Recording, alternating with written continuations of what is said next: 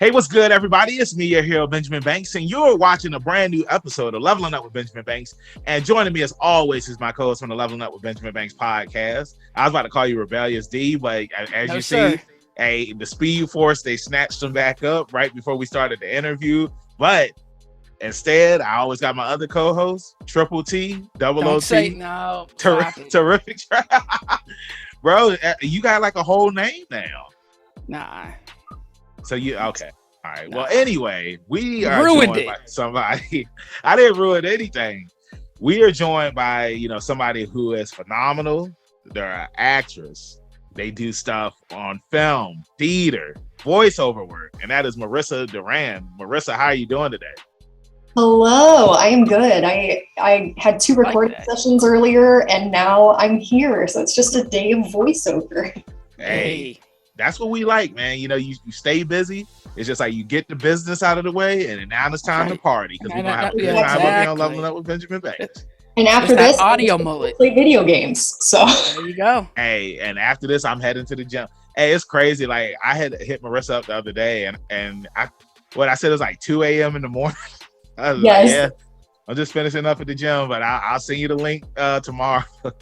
But before we get into today's interview, everybody that's watching, please make sure that you like this video, you subscribe to the channel, and you hit that bell button so that way you're always notified when we have new content here on Leveling Up with Benjamin Banks. And if D was here, he always says podcast link down below in the description. Like, follow, subscribe. And Trav, what is your tip of the day? Hey, don't matter how late it is, get in that gym. Get it busy. Get it done. That's true. Oh, my God. Oh, well, it's not going to be a late night tonight. Thank God. So, Marissa, the first question that we always ask all of our guests up here is, what is your origin story? Every hero or villain has one. So tell everybody who you are. Oh, I like it. Do we begin at the very beginning? The very beginning. I mean, you can start where you were under the sea and then you came out of the ocean and like the sea, it parted both ways. The and water bugs were chasing you. The water Excellent. I like it. Let me think. Well, I can give you like the TLDR version.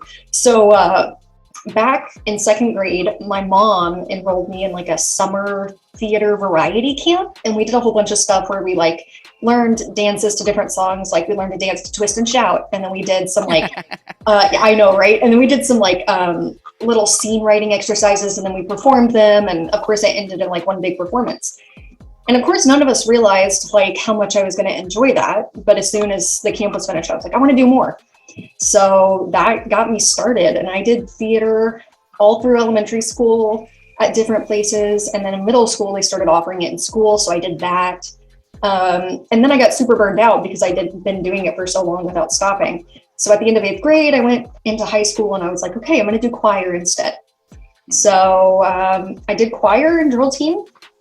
And then at the end of that year, I saw one of the productions at my high school and I was like, oh no, I missed that. So I started doing theater again and did it all through high school after that. And then was really, really lucky. And my parents were like, you can pursue this in college. So I got my BFA in acting from TCU in Fort Worth. And I mainly just did theater. And I kind of discovered the film and TV world while I was in college and did some student film work. And then it wasn't until either my senior year or right after I graduated college that I got into voiceover. And it was super random at the time. Funimation, which is now Crunchyroll, used to do these big cattle call auditions. And I was subscribed to this theater newsletter that each week put out a big email and was like, these are the auditions coming up. And I guess somehow Funimation put like their casting call in there. And I was like, cool, well, it's like a 5-minute audition and I don't know anything about voiceover, but I like auditions. So I signed up. And I showed up and did, they like had a male voices and a female voices binder, and you just picked the one that you felt more comfortable with, and then you had to choose 3 different sides out of it, and then you went in and recorded them. And I was like, I don't know what I'm doing. And I didn't hear anything from them for like at least 6 months. Mm-hmm. And in the theater world, if you don't hear from someone within like a week or 2, it's like, well, I didn't book it. So I assumed it was the same way. But then, a few months passed and I had forgotten all about the thing. And then all of a sudden I get an email being like, hey, can you come in to record Walla? And my first thought was, what's Walla? So that was fun. They thought you knew the terms already. They did. Yeah. So I learned that pretty quickly because I was thrown into a session at the time, because it was in person with multiple people at once. What year was this, if you don't mind me asking? It was either 2015 or 2016. Okay. But yeah, so I got to work with some folks that I had never met before, but they had been doing Walla before. So I was like, okay, cool. Well, at least someone knows how to show me the ropes. Mm-hmm. So yeah, that was. Now here we are. Now, there's one little detail that you forgot to bring up. I don't know why it wasn't mentioned, but we just skipped past the Barney song, Oh yeah. I was excited that we were going to get to the Barney song, and oh yeah, drove right on past. We like have pictures of it, but I don't know that we have video, which is funny. But yeah, that was, basically I was obsessed with Barney growing up, and anytime it would come on, I would dance around to the Barney theme song. I have an 11 and a 9-year-old, and I was showing them. There's like a compilation video of like shows from the 90s, like Eureka's Castle and Gullah Gullah Island, like Barney, obviously. And like it plays like the theme song, and they go to the next one, and they do the opening song, and I was jamming. Like they brought up that lamb chop. Yep. And I was like, all right, there we go. But yeah, that's a hell of an origin story. Yeah, it's weird. I think about it now, and I'm like, if you'd asked me like 10 years ago if I thought I'd be doing voiceover, I would have laughed and been like, no way, I'm gonna be on Broadway. Oops. Yeah, that was an awesome origin story. Sorry about that. But no, something that I wanted to piggyback off of was when you were mentioning when you went in for the auditions, and because I took some voiceover classes with voiceover artist Matthew David Rudd, and you can check out his interview. It is up here on our YouTube channel, or you can listen to it on the podcast. And like that was something that he had us doing in the class. It's like you could choose if you want to do male, female, non-binary, video game. There's so many choices that you could choose from, and I highly recommend his classes. Everybody that's watching and listening, he's a very good teacher, and look him up. Like he's done a lot of cool stuff in his career so far. But I just think that that's awesome that you went in for the audition and you didn't know if you got it or not, and then they called you back, and bam, the rest is history. And I also like when you were talking about how you didn't really, know if you wanted to do it, and it wasn't even on your mind until you got into college. And something that we hear with a lot of guests up here is how they started off in theater and like they were already huge nerds and whatnot, and they wanted to get into voice acting, or sometimes it's like they get into voice acting, but it's like they still want to do theater, and it's hard juggling those. And I just want to ask you, like, how hard was it because you were huge in the theater and whatnot, and now you're doing voiceover work? Like, how hard is it trying to juggle that life? Is it like being a superhero and you got to pick and choose? Sometimes it feels like it, and it feels like I need like titanium vocal cords. Right now it's interesting. I'm rehearsing for my first musical in 10 years. Like I haven't done a musical since high school. Oh, nice. Yeah, so it's really exciting, and I'm loving the process, but I'm realizing, there's some wear and tear on your vocal cords, especially, if you have to go in and do some Walla as screaming villagers for their town getting burned down, and then that night you have to go and hit some high A's as, you're singing a song in a musical. So I'm learning a lot about good vocal technique, both in the booth and in the rehearsal process, because we're also rehearsing in masks. So to an extent, there's almost like this kind of like pushing to make sure that we're heard through the masks and over the music that's playing. Right. So it's interesting. It's kind of like some vocal acrobatics happening. But I'm staying hydrated. I'm trying to not drink any alcohol because I'm like, I know that dehydrates me, but I still have to have my coffee in the morning. But yeah, it's been a good learning process because I haven't done a musical in a long time. And for the most part, like I do maybe like one theater show or two a year. And with COVID, it really slowed down. So I was able to focus more on voiceover. But I'm learning I'm really going to have to like pick and choose what shows I want to do, because voiceover is becoming my thing. And I want it to continue to be my thing, and I want to be healthy about it. So if I want to stick with it, I'm like, I gotta make some sacrifices somewhere to make sure that I can maintain this career. Now you're just doing local theater? For now, yeah. Okay, yep. So you're done with the traveling altogether. Yeah, I've never really done like theater elsewhere. It's always been local. It would be cool to do it elsewhere, but I'm also like, I don't know, like that would interfere with like my recording schedule. Even if I have a remote setup with me, like it's not the same. So yeah. Yeah, I was just about to bring up that doing stuff remote, like it definitely helps out because it's like you can go wherever you want to go in the world, but like you said, you don't know if it's going to help out with you because you already have your own setup, and it's different recording from home and whatnot. And like, do you prefer recording from home or do you like going to an actual studio to record? oh man, it varies so wildly because I love being able to like, because I have a regular day job too and I work in marketing. So my boss is super cool and he's like, yeah, you can work from home. And then I'll be like, okay, I'm clocking out now. I'm going to go into my closet for my session. I'll be back in 5 minutes. Like, so it's super easy to not have to hop in my car and drive 40 minutes to the studio. Yeah. But at the same time, I do really like the camaraderie of being in the studio. When I still wear my mask like everywhere in there because I'm like, I don't want to risk it. I don't want to risk someone else getting it and me not knowing that I even have it. And I like seeing people, and some of these people, it's like I'm meeting them for the first time since I ever started working with them because I met them maybe 2 years ago on Twitter, and now it's like, oh, you're a real person. So yeah, it's nice to put like a face to the name and to get to actually talk to people and to not have to worry about game staging my own work and let the engineer do what they're gonna do. But at the same time, I've learned a lot of really valuable, useful information being my own engineer. So it's a mixed bag.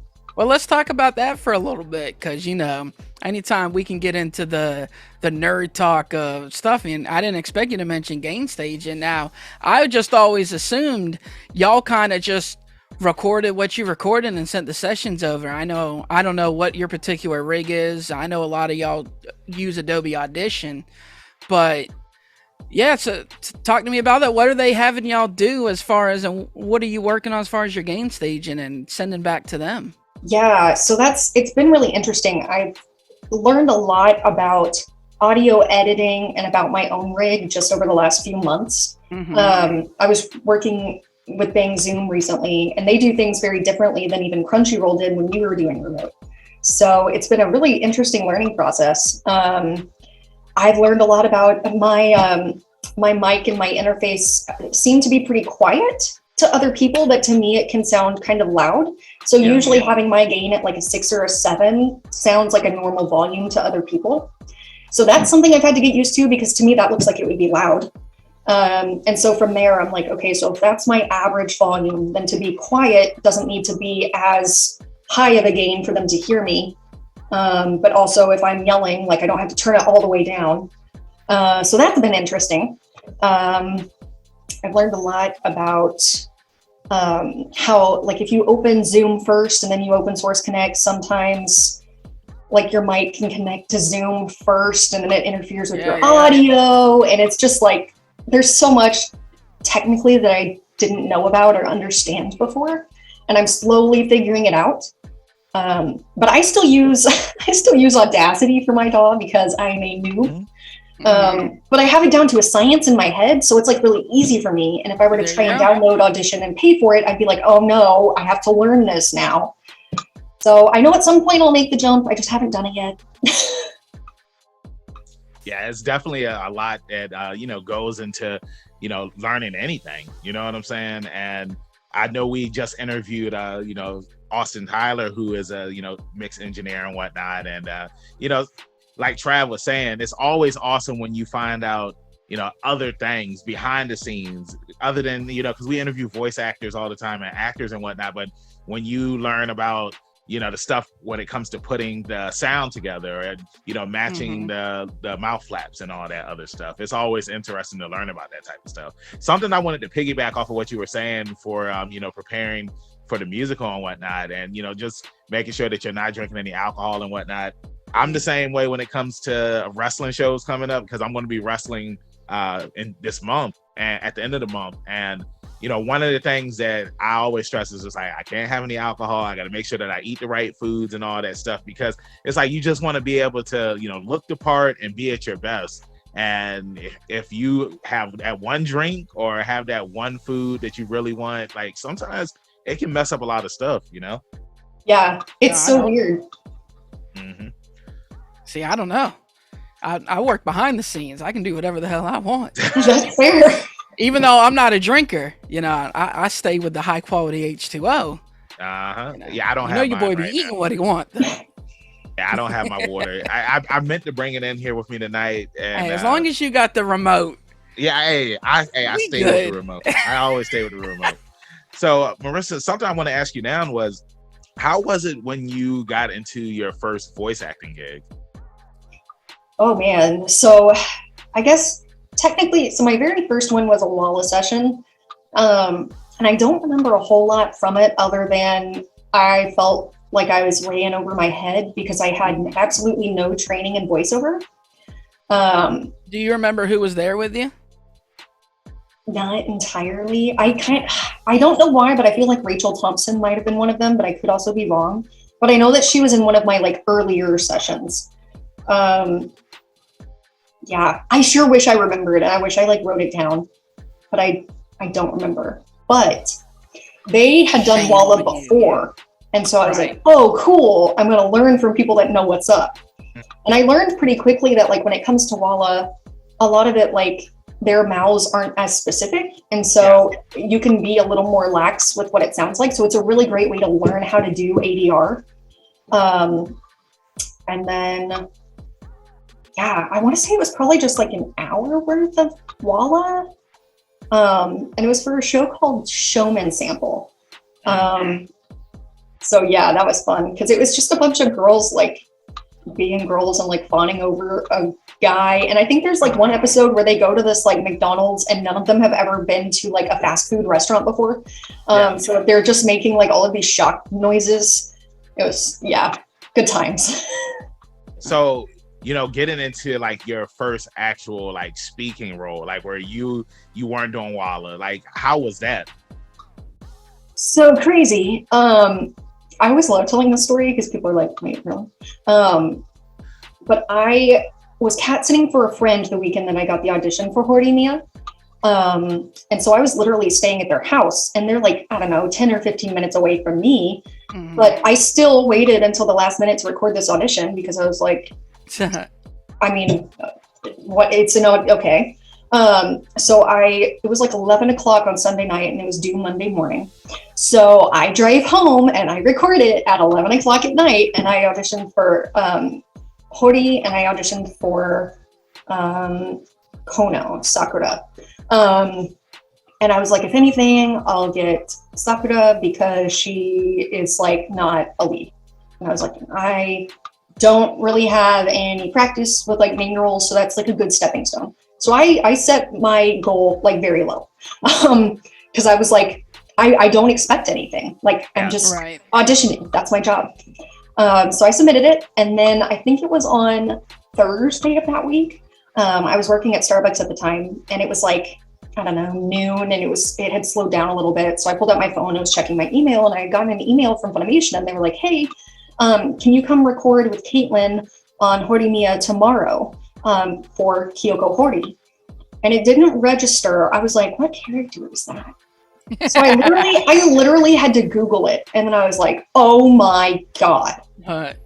So then I was like, I need to go in the back and respond to this email. Is that okay? My boss was like, yeah, that's cool. So I went in the back and like said, okay, I can do that. And then I was like,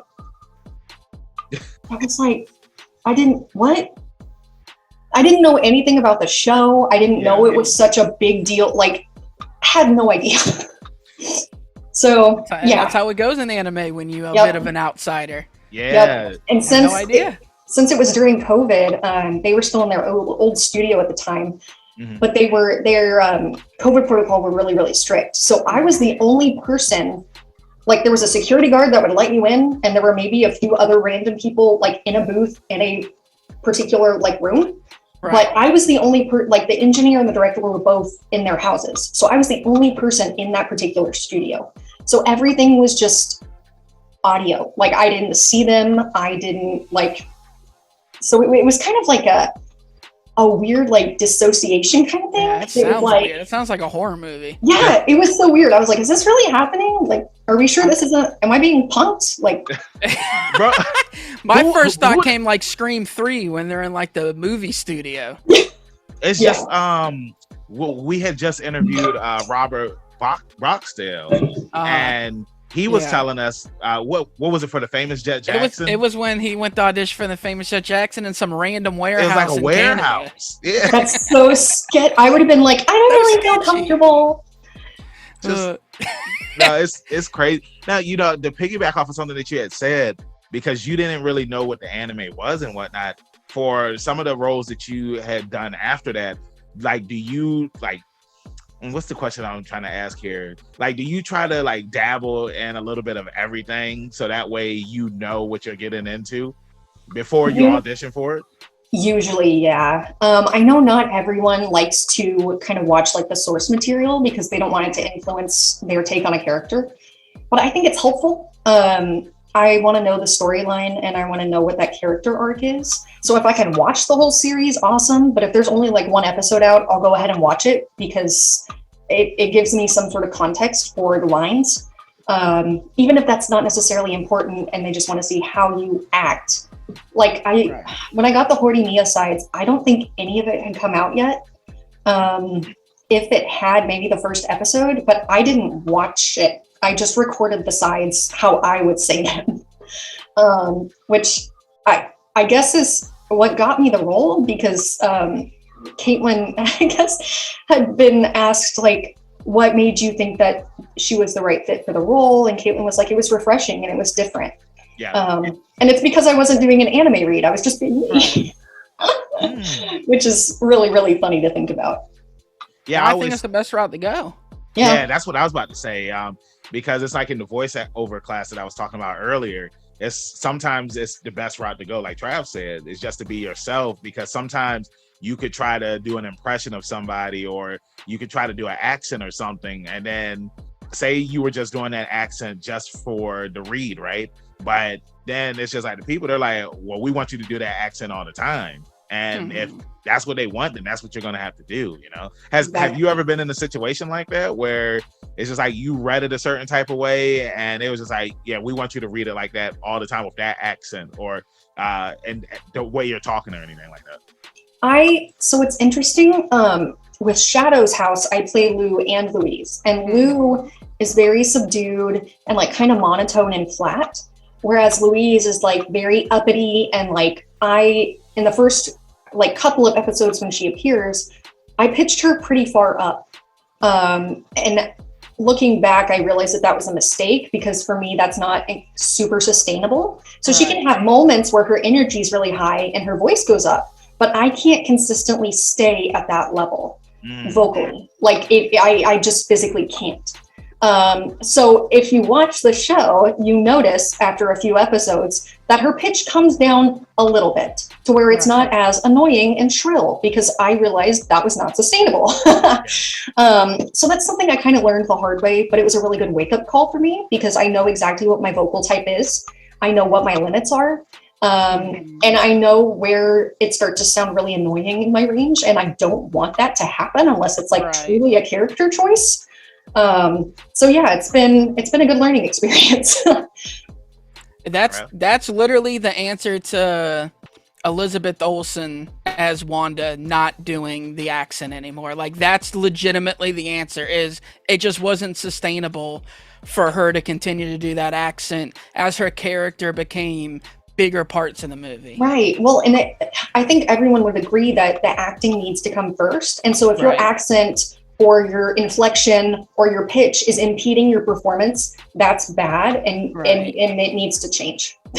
Well, let me ask you this, since you've got a number of stuff under your belt now, do you go back and hear stuff and be like, man, if I would have known what I know now, I would have did this way? Or yes. I think it all the time. I've watched a couple of episodes of Horimiya more recently because I watched it each week, of course, as it would come out last year. But I look back now and I'm like, I would have done so many things differently. But because I was still sort of green when it came to like true named roles and like having to quote unquote carry a show, There are certain reads that I did or certain reactions that I did that I'm like, I don't like that, but that's how it is, and it's going to be immortalized forever. Yay. So it's kind of learning to accept it and be like, I know that I've grown since then, and that is by no means bad. It's just different. Different, yeah. And I mean, again, you're next to Zeno Robinson, one of the biggest names for the up and coming new age of voice actors. I met that guy in person and I was like, oh, you are just a real human. You're just like us. Wow. Yep. I thought he would be Hawks, I was like, I don't know. I'm weak. Hey, I'm still sliding in Zeno's DMs too. Man. My man's been trying. I've been trying. It's like I'll get close, and then after that, like he flies away. Pull the rug out from him. So I want to ask you now, like, because you've done so many projects, what are some animes or video games that are out right now that you would love to lend your voice to? The fun question. So the answer that probably everyone wants to give right now is Chainsaw Man. Mm-hmm. Yeah, right. That would be so freaking cool. Genshin Impact. I would be happy just to be like an NPC at this point, but to be an actual playable character would be like, my God, like that'd be so flipping cool. I'd love to be in like Fire Emblem or I still love Overwatch. I know Blizzard is kind of like a mess. Oh, I'm still a huge Overwatch fan myself. But now that Overwatch 2, like the beta's happening, and like I started playing the original Overwatch in the beta like 6 years ago. Right. And I have like a whole group of friends and like this whole like story of like how Overwatch like changed my life for the better. And so to be a part of like that particular franchise would be incredible, but to be in any Blizzard anything would also be incredible. I'd be like, yes, bucket list, let's go. Think of what else. I was gonna say, I mean, we've interviewed a couple of Genshin Impact voiceover artists, so I mean, I like to say that once you come up here on Leveling Up with Benjamin Banks, how the ether works. You get in the game and just be like, what? It's because I was on Leveling Up with Benjamin Banks. There it is. We're leveling up. Exactly. Everybody that comes up here, they always level up, 100%. And then they get breadsticks eventually.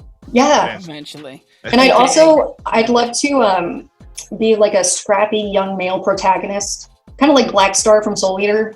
Like any kind of character like that, that's just like a bucket list role for me. And I'm like, yes. I don't care what show it is at this point. I just want to be that guy.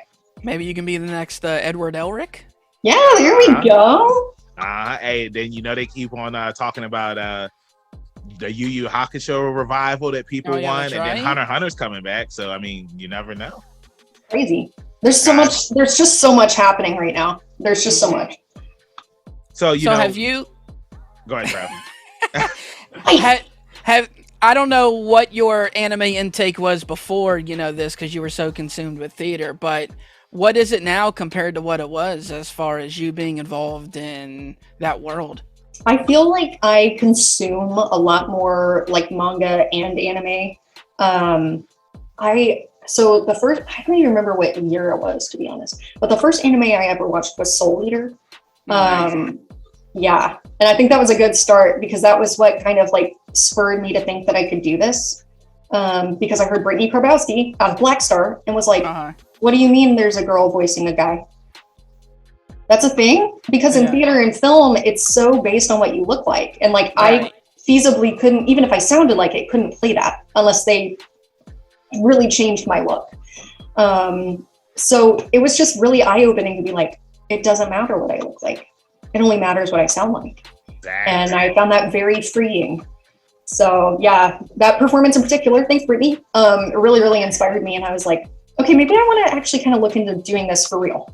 So that's kind of what started my journey. And then Attack on Titan is the second one. Because I feel like that's like what made anime mainstream.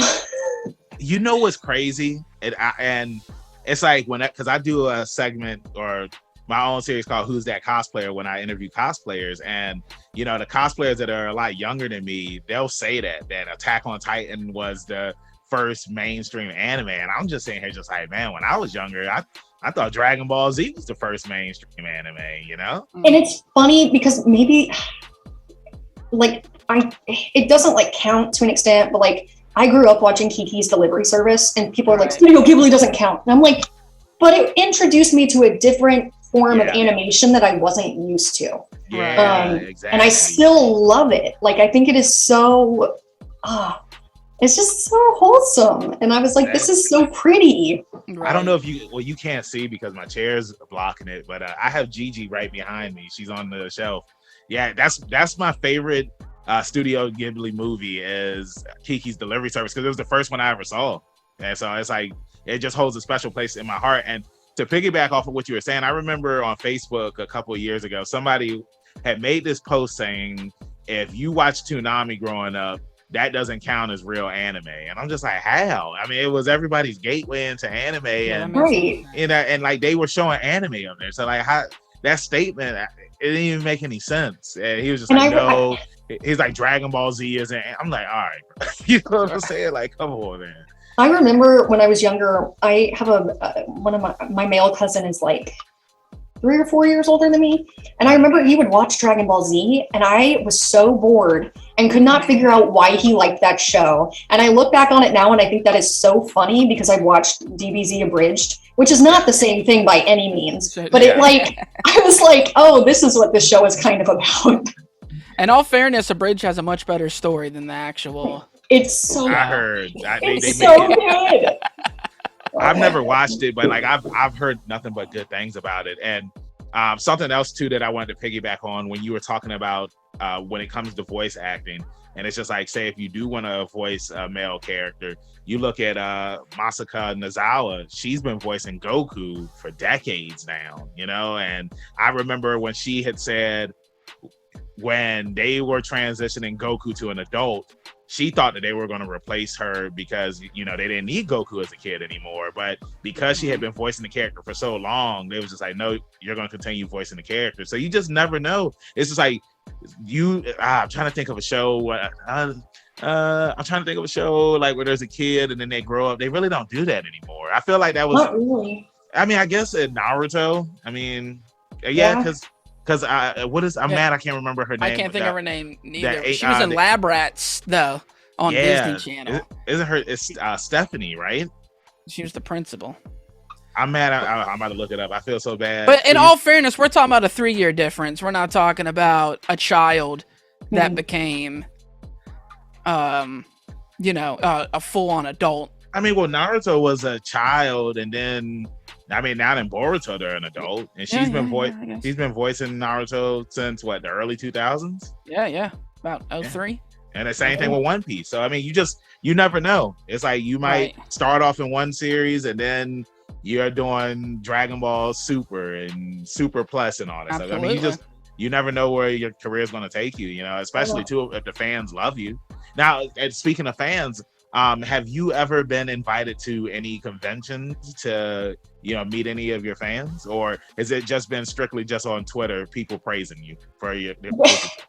So far, just Twitter. I could have been part of like a virtual convention back in December, but my schedule, like family vacation schedule, was up in the air at the time, and I was like, I don't know if I can or not. And then by the time I was like, I can do it, they were like, we're full, and I was like, oh. Yeah, so I'm still waiting for my first like official convention appearance, but in the meantime, people on Twitter are great, and I'm like, hey, you can go fill out like a guest request form on a convention website, or like tweet at them, or any number of things. And if you're like a convention appearance agency, hit me up. Yeah, I was gonna say, do you have a con agent? Not currently. I had reached out to one a couple of months ago, and they were like, we just brought on a whole bunch of new talent, but reach out again in a few months. And maybe now it's almost been a few months, so I might do that. And we've heard that before. I mean, sometimes, I mean, it sucks not getting on like right away, but I'm telling you, like when you get invited to a con and you meet your fans and whatnot, like we've had people up here before, and you know, they just share the stories when they meet their fans at cons, and it's always an amazing feeling, because you're just like, you know, I'm just a voice actor, you know, I voiced this character in the game, but then you meet your fan, and it's just like, you don't know how much you meant to me.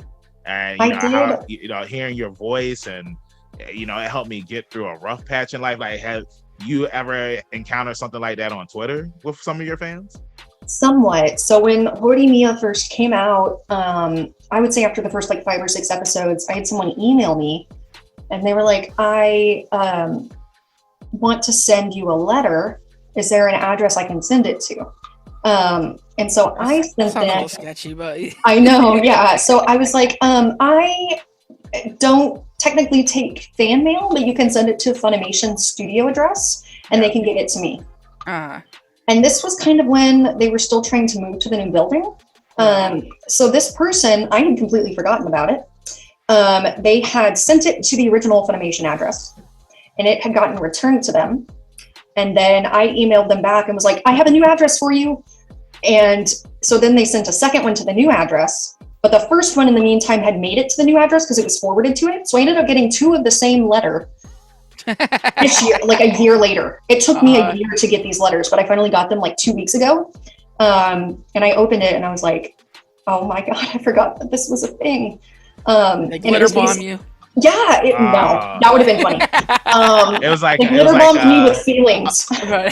I'm sorry to cut you. It's like Stan, the Eminem song. It's like I wrote you the letter, you never got back to me. Do you know who Eminem is? But it was a really like heartfelt letter, and this person was like, I was going through a really, really rough patch of my life, and this show saved my life. That's crazy. Because he was like, you know, Miyamoto's story is something I really relate to, and it showed me that it gets better. And I was like, oh my. Like, you don't realize the effect that art or something that you are in can have on a person. And knowing that even just one person felt that way is like life-changing. And I'm like, that's why I create. Like, that's why I do what I do. Yeah. Because all it takes is one person to change them. And I'm like, my job is done.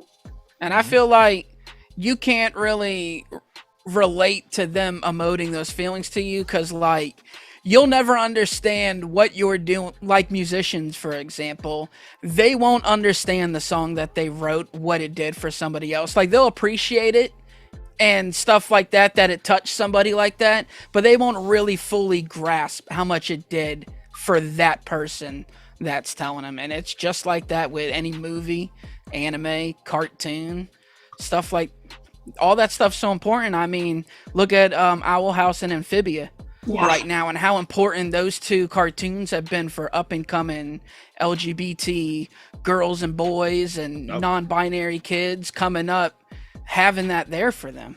It's life-changing. Yeah. Yeah, I just know it was at Hampton Comic-Con, I want to say last year. I had did a Q&A with Diane Pershing, and she voiced Poison Ivy on Batman the Animated Series. And when we were doing the Q&A, like one of the girls in the audience, she had said that when she was younger, she was in an abusive relationship. But when she would watch Batman the Animated Series and she would see Poison Ivy up there and, you know, how she was fighting the power and she didn't take shit from anybody. And it was just like, that really encouraged her and it gave her the motivation to get out of that relationship and, you know, pretty much fight back. So you just never know, you know, who you're going to motivate and encourage to, you know, keep on fighting, to keep living. And that's one of the things I love about voice acting. You just never know. Yeah. And Banks didn't touch on this part, but this is a show that came out 25 years ago. And she didn't even realize like how big the show was. Cause like, that's not her thing, you know, watching that sort of stuff. So sometimes you don't even know what you're portraying, how big it is to so many people. Yeah. Yeah. So, you know, something I wanted to touch on now like an emotional turn over here. Hey, that's what we do up here, man. I mean, it can't just always be all fun and games, you know. But speaking of games, because you know, you mentioned you would like to be in Genshin Impact and all that stuff, and you know, you mentioned you played Overwatch. What are some of your favorite games that you love to play? Oh man. So I don't play as much Overwatch currently, and I'm still not in the beta for Overwatch 2. So most of what I play right now is Genshin. And I would say that takes up the majority of my time. And then I played through The Witcher 3, which I love. I still got to play that game. Yeah, I like it a lot. It's just everything's pretty. It kind of like Breath of the Wild. It's like, I don't know. I love games with like really good music and really like scenic backgrounds and like character designs. That's like really important. I don't know. Aesthetic and all the voice acting's really good. So do you like the Persona games? I do actually. Yeah. I like Last Surprise is on my freaking cardio playlist. I'm like, let's go. Yo, did you play Persona Strikers? No. Because okay, look, I'm gonna send you the link because they did an updated version of Last Surprise, and it's like I have Last Surprise on my gym playlist, but it's just like the newer version is just so much better because it's more it has more of a rock feel to it, whereas the original it's more of a jazz soul type feel. Yeah, no, yeah.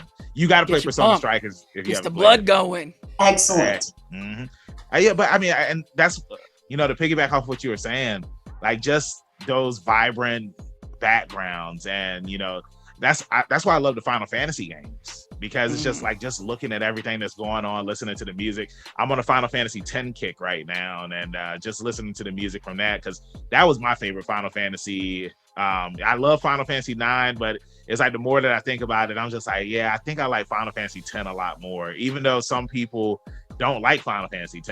I don't know. Have you ever played any of Final Fantasy games? I haven't, and I know I watched my ex playthrough one, and it was like mostly underwater. Like there was some sort of like weird underwater soccer. Yeah, that's Final Fantasy X. Okay, that's it. Yeah, that's Blitzball. Yeah, Blitzball. Yeah, Blitzball. That's what it was. But I'm telling you, I'm now describing it as some weird underwater soccer thing. Yeah, because I'm whiteboard, bro. Because I'm sitting here thinking to myself, I'm just like, well, what weird underwater thing that we ever see in a Final Fantasy game? But no, I actually like that. There's some weird underwater soccer game. Good times. It did kind of pique my interest though. Like I never played it, but it looked interesting. So I haven't played a Final Fantasy game. Well, stay away from 13. If you don't say that, because you never know. I mean, that's true too. You never know what somebody likes. I will recommend, even though I'm not a fan of it neither. It's clearly got a fan base because it got 3 damn games out of it. So true. That's true. Well, I mean, I would recommend Final Fantasy 15 because it's one of those type of games where if you've never played the games before, it's easy to pick up. But also, if you have played the games for years, it's just like it's still challenging. So I would recommend that, and then going back and checking out some of the other games. But Final Fantasy X is definitely a recommend, and I believe they're all on like PlayStation Network, Xbox, all that stuff. You can get them all. They've remastered pretty much everything up to this point. Awesome. Yeah. From 7 on. Yeah. I wish D was here because D, he's our Genshin Impact guy. Yeah. And so like he will be able to ask you all the Genshin Impact questions. But I know usually when we're not recording, if I hit him up, he's just like, yeah, I'm just sitting here playing Genshin. I'm eating some dinner right now. And every time there's a new character that comes out, like he always sends me he always sends us the videos. Yeah, and I know because we interviewed Kira Buckland and Laura Post, and you can check out those interviews either on the podcast or you can watch the videos up here on YouTube.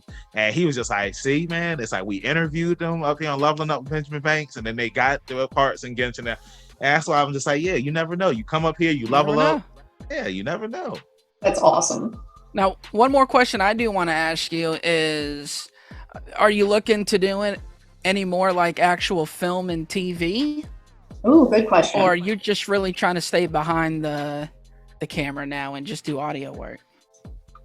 I always love that. I would say within the past 2 years, my interest in film and TV work has kind of dwindled. Right. I think a lot of it is like the wait around and like hope that it comes out. Like we're still in post-production. And it's like, okay, well, it's been a year. Is our film ready yet? So it's kind of, just that waiting period is kind of frustrating. Yeah. I don't know. And of course, with voiceover, sometimes you're going to have, multi-year NDAs where it's like, well, we're still waiting for this project to come out. Right. But to an extent, I think there's a quicker turnaround. And even if the turnaround takes longer, it's like the payoff is more rewarding. Mm-hmm. And I feel at home here. Like I've always, even since I was in middle school, people were just like, I like your voice. And I was like, I don't know what that means. So like, Okay. I feel like when people say that, like it really does mean something, because I know that there would be times where like I would go and deliver something and like somebody would hear my voice and they'd be like, you have a voice for radio. And I used to hear that all the time. So when the time came to start the podcast, I was just like, yeah, man. I mean, people have told me that all the time. And, you know, one of the things I've always wanted to become a voice actor. There was 3 things in my life that I've always wanted to do. That's become a professional wrestler, do stand-up comedy, and do voiceover. And I started taking the classes and I need to get back into it. You know, that's one of the things that we hear all the time too, is that if you really want to be you know, voiceover artist, it's something that you really have to give your time to, because like you said, I mean, like going back to the theater work and then doing the voiceover stuff, it's just like you never know when you're going to get that call. It's just like, okay, we need you to do this session, and that session can start at 9 a.m. and then go all the way to 9 p.m. You just never know what's going to happen. So yeah, it's a very I kind of knew, like, at a certain point, depending, because I'm represented by my agency for film, TV, commercial, voiceover. Right. And so it's like, I would get auditions for all of the above. And at a certain point, I was like, okay, well, I also have my day job, which I have to keep because that's how I afford to live life. Yeah, of course. And I was like, so at a certain point, like, something's got to give, because I can't fully commit to all of these things. There are not enough hours in the day. Yeah. So I knew at a certain point, like, I would need to pick my career path. And in a way, I think the path has chosen me, because I found that my passion for film and TV work kind of dwindled, and then voiceover is taking off at the same time. And I'm like, okay, that's the way we're going to go then. Yeah. I like that. Yeah. You know, and to be honest, like, that's kind of how I feel about wrestling sometimes, because it's like I just came up on 10 years being in the business, and because of the pandemic, you know, I feel like it gave people you know, a reason to start doing other things that they've always wanted to do, or, you know, maybe if they were already doing something, now they had a lot more time to do it. And that's how it was for us with the podcast. I want to say before the pandemic, it's like we were interviewing some voice actors and we were interviewing friends and stuff like that. But it was once we started putting our all into it and we kept getting guest after guest after guest. And I remember I would tell Trav, I was like, bro, man, I don't think we got to interview our friends anymore, you know, because it's just like we were just interviewing, you know, so many people. And like, just like you, for example, you just never know where the road is going to take you. And to go back to with wrestling, it's just like, I still love it, but it's just like I don't love it as much anymore. But it's like I still want to do it, but I would really love to, you know, just keep on interviewing people with the podcast. I would love to, you know, we go to conventions and whatnot, and we interview people at the conventions, and I would love to get into voice acting, you know. So it's like I totally understand where you're coming from, where it's just like if you love doing something at one point in your life, but it's just like now it's starting to kind of dwindle away, but you still always have that opportunity to get back into it, you know. Exactly. And that's the other thing too, because I saw the demo reel of stuff that you had been in, and I really like your presence. Like, I think you would be really good in a lot of like rom-com type movies and stuff like that. Like, you just have that look that fits those particular style of movies. But like you said, what is what's the word I'm looking for? Like quenching your thirst, you know? Yeah. For what you're doing. Because I mean, there's so much work that goes into this, and you really don't get anything out of it. Yeah. Unless you can finally hit that stride and actually make it lucrative. But if it's not making you feel some sort of way, then what's the point of doing it? Exactly. Yep. Mm-hmm. So, Marissa, we're here at the end of the interview. Thank you so much for joining us. And usually, D, he asks these final 2 questions. But because D isn't here with us, we don't know when he's going to get back. The Speed Force, it took him again. Shout out to D. Yeah, shout out to D. Trav, I'll do the first one, then you can do the second one. The first question is, what is one of your favorite 80s or 90s movie, or both? Oh, man. I'm pretty sure it's an 80s movie. 16 Candles? That's an 80s movie. Yeah, that's 80s. Yeah. I was like, I'm pretty darn sure it is. I watched that for the first time at my grandparents' house with my grandmother when I was like 12. And then we were like, oh no, we should not be watching this. But now it's great. Some of it has not aged very well, but it's still funny. I still like it overall. Right. John Hughes in general has not aged very well over when you break down his scripts, they're Yeah. But yeah, it's just a classic. It's all the hits. Mm-hmm. Or is there a 90s one that you 90s? One of your favorites? I feel like don't remember. I feel like the 90s is hard because there was so much stuff coming out, like with Disney and other cartoon projects like Rugrats and action movies. Jackie Chan was popular. It's just so much stuff that was coming out in the 90s that makes it hard. But I feel like we grew up in that generation, so of course. Yeah. And I'm trying to think, because I was born in 94. Mm-hmm. And so like I was introduced to 80s movies because they were like kind of coming back in. But I feel like I haven't really watched 90s movies. Like I've watched early 2000s movies. Yeah, I feel that. It's like you remember everything from the early, because like somebody had asked me what was my favorite 90s movie. And I was like, dang, like that's kind of hard, man. Like, I got that answer. And what's your favorite 90s movie? It ain't about me answering questions right now, so. Bro. I mean, but you said you had the answer. Like, my favorite movie from the 90s is The Matrix. Okay, that's fair. I mean, that's a good movie. That's a good choice. Oh, that's a great movie. All right. Well, I mean, since it's so great, Trav, go ahead and ask the next question. That's right. So, I know we talked about Chainsaw Man, and I'm ready for this Chainsaw Man anime, but D likes to ask, we're all big into horror. We love horror films. Is there something as a kid that scared you, spooked you, stuck with you that, and it don't got to be a movie. Maybe there was a doll that grandma had that was just creepy as hell. Maybe you had shadow trees in your room at night, that would whisper and say things to you. You had the stinky socks under the bed that when you looked, it was a monster, Oh, it could have been a water bug. You never know. The water bugs. Okay, get ready to laugh.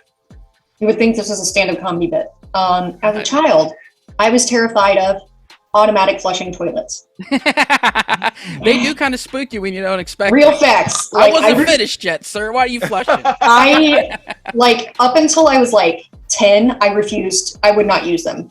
Like I would just wait. Like if we were on a road trip, I'd be like, no, I'll just wait till the next time we stop. Like The best part about those is they either turn on while you're still doing your business, or they just don't work at all and you can't flush. It's one or the other. And I was I was also super scared of I wouldn't sleep with like feet hanging off the bed because I was worried like someone was gonna grab me and I would like be pulled under the bed into like hell. I don't know. I don't know where I'd go. No, I was just scared.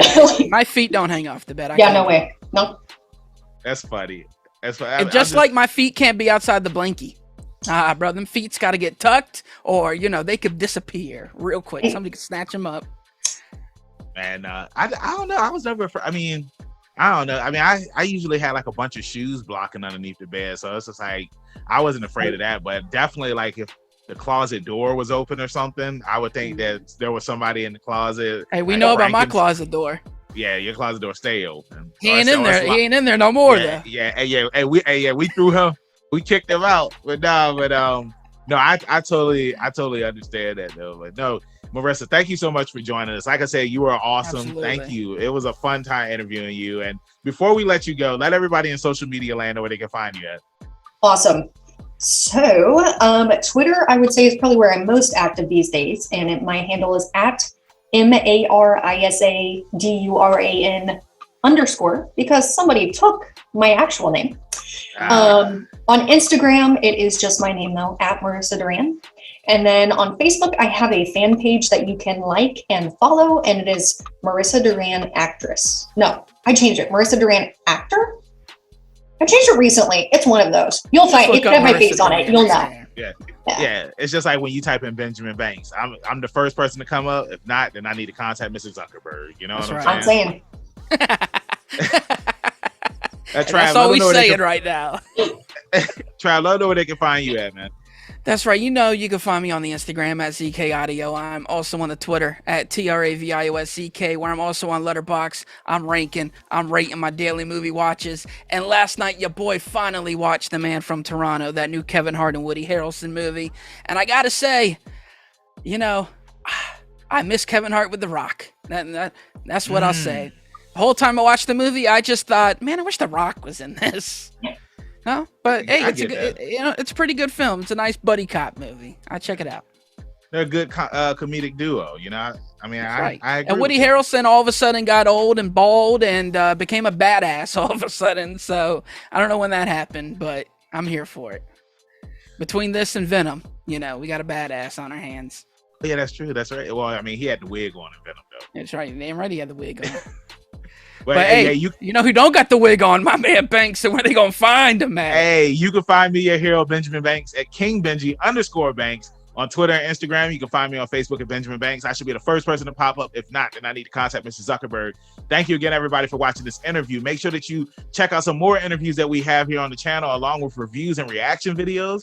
Make sure you check out our podcast, where we have brand new episodes every Tuesday. The link is down below in the description. And then the video of that interview is up on YouTube on Friday. So like I say every time, keep that pinky up, stay positive. We'll see you next time on Leveling Up with Benjamin Banks. Peace. Thank you for watching a brand new episode of Leveling Up with Benjamin Banks. Make sure that you hit that like button and you subscribe to our channel.